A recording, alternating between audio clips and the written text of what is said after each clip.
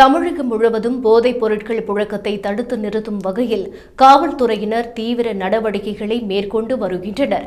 இந்நிலையில் கோவை, ஈரோடு, நீலகிரி மற்றும் திருப்பூர் ஆகிய மாவட்டங்களில் பள்ளி மற்றும் கல்லூரிகளை மையப்படுத்தி கஞ்சா விநியோகத்தில் ஈடுபட்ட பலரை கைது செய்த காவல்துறையினர் அவர்களிடம் இருந்து ஏராளமான கஞ்சா உள்ளிட்ட போதைப் பொருட்களை பறிமுதல் செய்திருந்தனர்.